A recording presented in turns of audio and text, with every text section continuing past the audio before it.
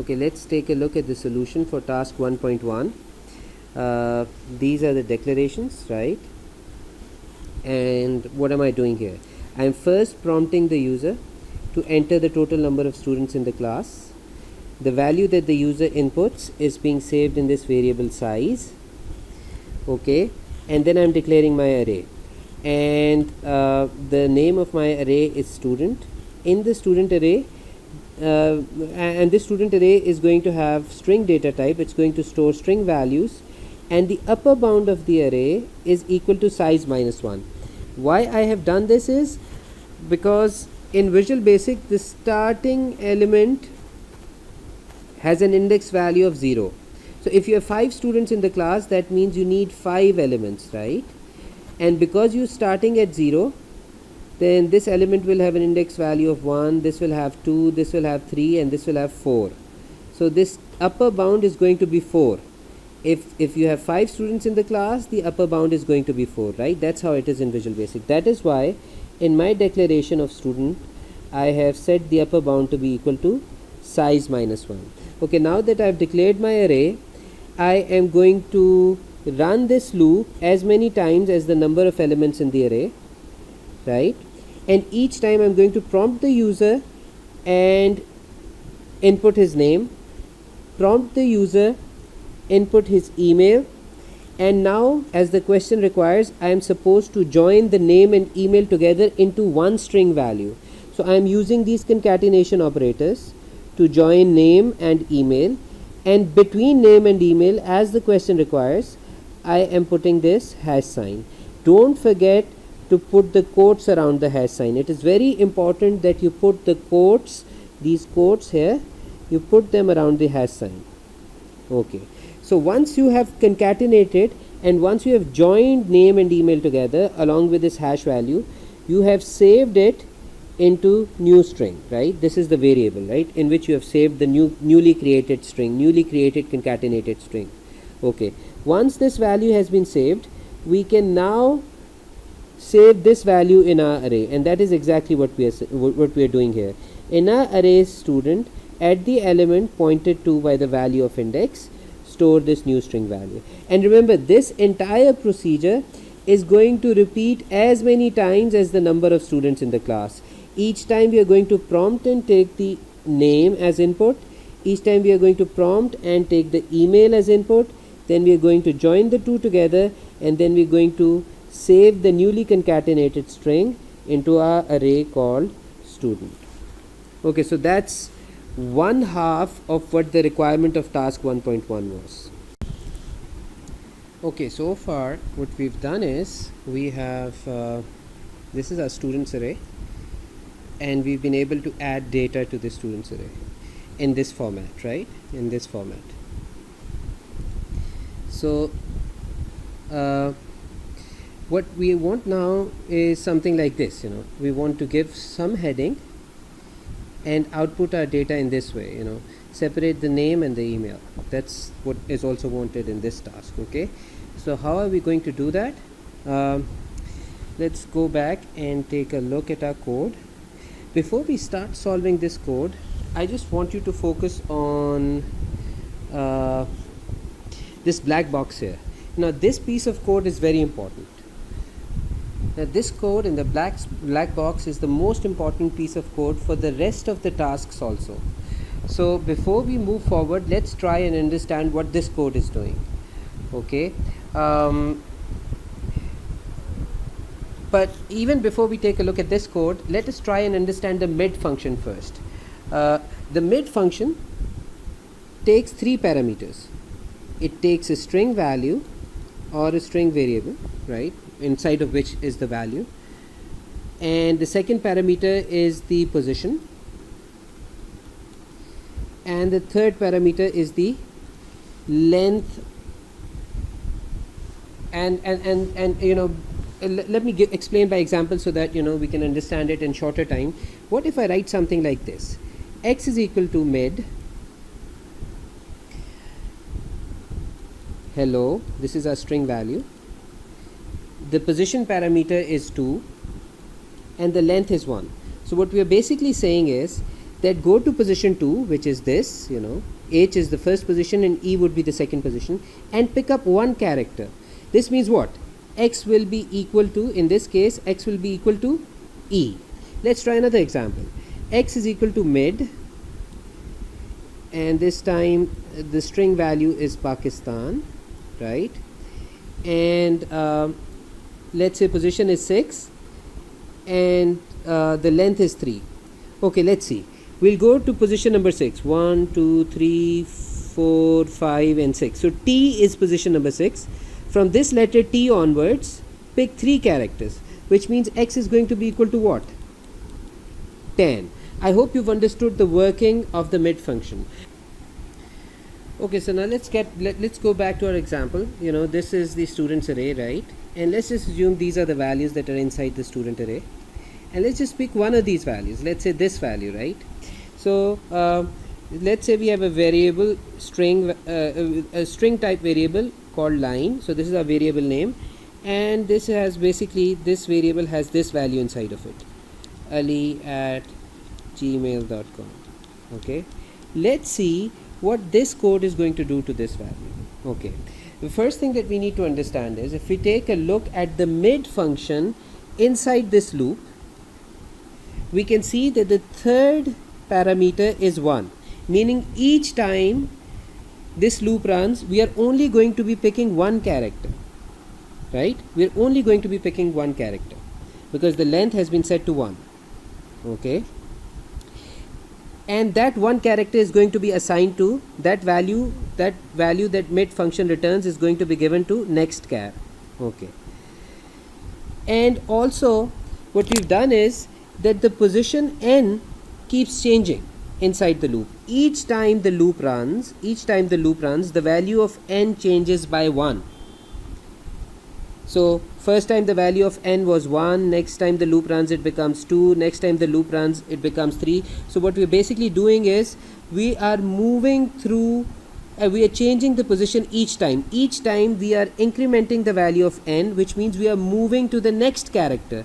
So each time we are picking one character because the length is 1, and each time we are moving to the next character. So each time the loop runs, we move to the next character, we pick that next character, and we assign it to this variable called next char. And finally what we need to understand is that this loop will run as long as the value of next char is not equal to null, is not equal to hash. So this loop will keep running as long as the value of next char is not equal to this value hash. Okay, let's try and see what happens when this code works on this value. Remember, this value has been stored in line. Okay, so mid is processing line, mid is taking n as position and 1 as the length of characters. Okay, let's start. Initially we've set next character equals null, n is 0, and then we come here to this statement. While next character is not equal to hash symbol, which it is not, right now it is null, right? So while next character is not equal to hash symbol, n equals n plus 1, which means n becomes 1. Next char equals mid line, which is this variable and this value, right? Position given by n, which is 1, so that means the first position, and we are going to pick up one character only. So the first time this mid function is going to return character A. So next char will become equal to what? It will become equal to capital A. When we go to end while, we go back up and we check whether next char equals hash, and the answer is no, because next char is equal to A. So we come back inside the loop, n equals n plus 1, which means n now becomes 2, and this mid function is now going to go to position 2 and pick up one character. Position 2, one character means L, right? So next character, this next char value will be set to L, right? Okay. And when we reach end while, we go back up to check whether next char is equal to hash, and next char is still not equal to hash. So we go inside the loop, the value of n is incremented once again, n becomes equals to 3.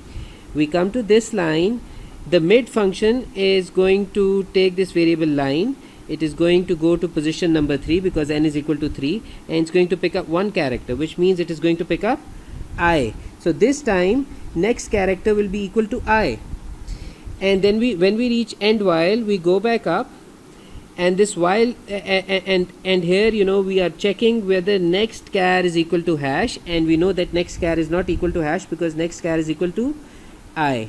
So when we go back inside the loop, and I know this is becoming very messy now, but I hope you understand, and you can see n equals n plus 1 once again. So n becomes equals to 4. Instead of 3, it becomes equals to 4.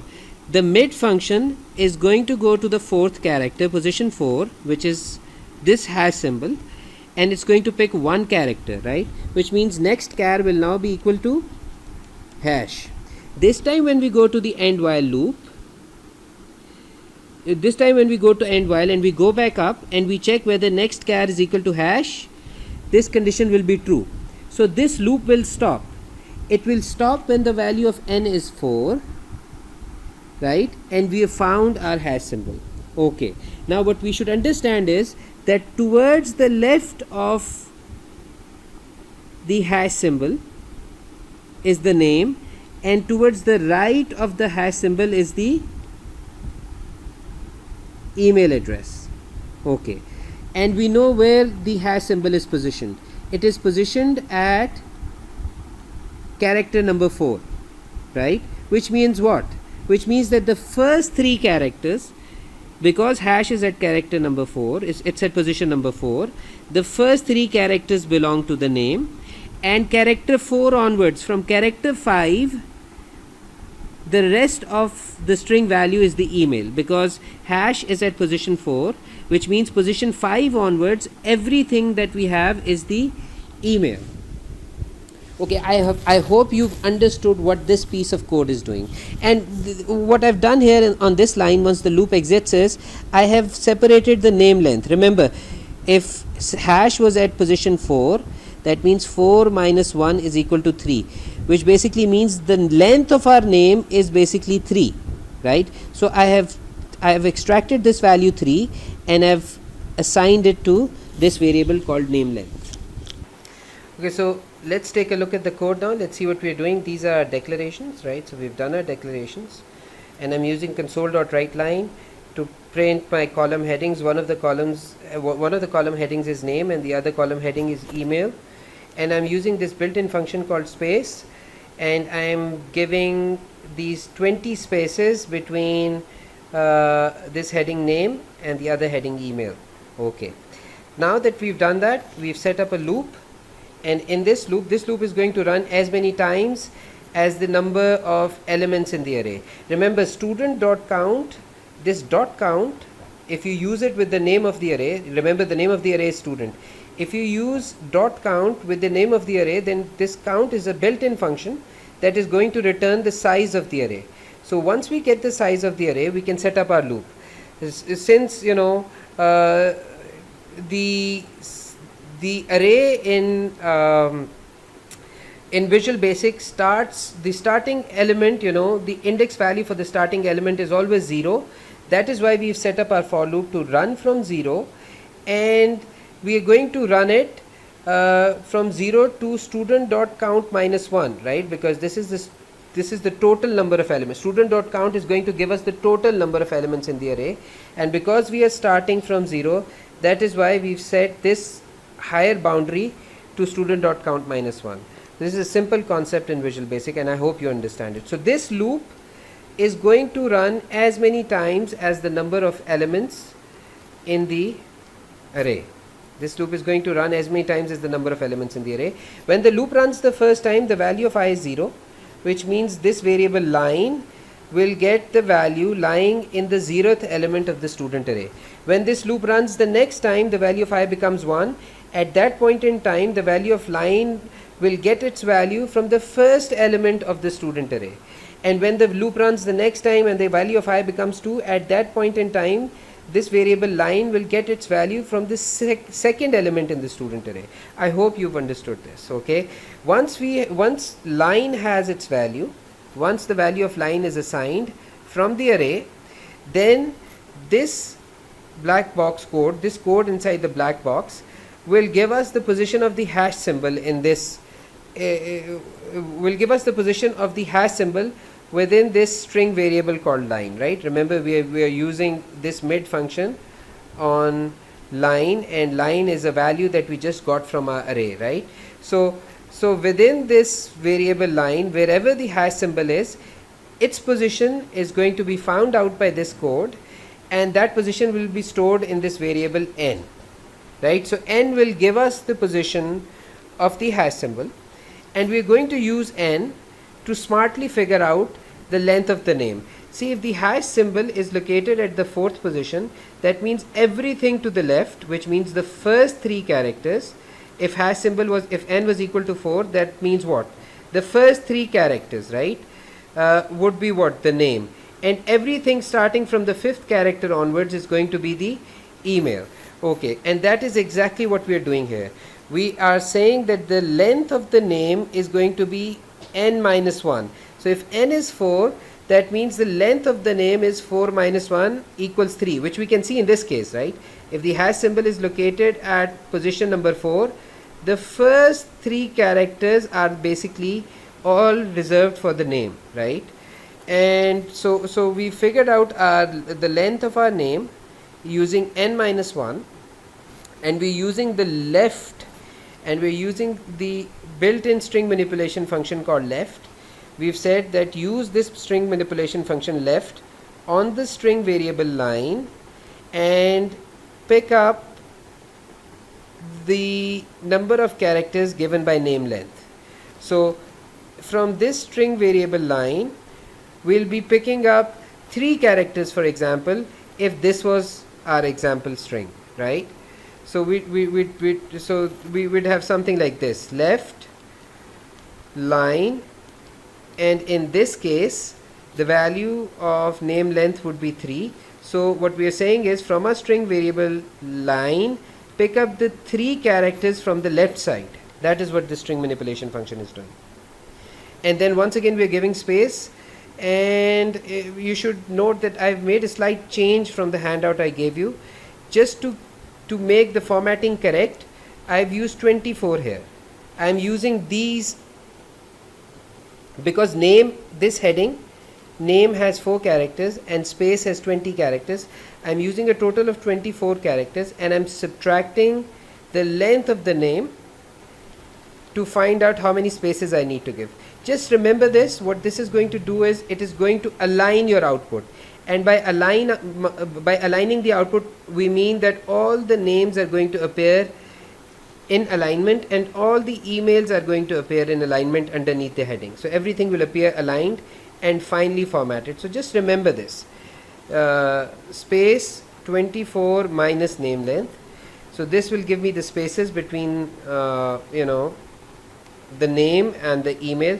And look at how I've used the mid function. I've used the mid function, and I've said that the first parameter is the string variable line, and the second parameter is the position. And the position in our example case of Ali would be what? N plus 1, which would be 5. So I'm saying from position 5 onwards, I have not specified how many characters. I have not given the third parameter. If I have not given the third parameter, I am not specifying how many characters I want to pick up. In that case, the mid function will pick up all the characters starting from position 5 in our example, right? Because we're considering this as an example, right? And hash symbol was located at position 4. So n plus 1 would give us what? 5. So 5 onwards, all the remaining characters will be picked up by the mid function if I do not specify how many characters I want to pick up. Okay, I hope you've understood this. So this for loop will run as many times as we have the number of elements in the array. Each time line will be given a new value. Each time that value will be processed. Each time we'll find out where the hash symbol is located. Based on that, we'll find out the name length, and then we're going to use the left string manipulation function to extract the name using the name length, and we'll give spaces in between, and then we'll use the mid function to extract the email, right? I hope you've understood how this code is working.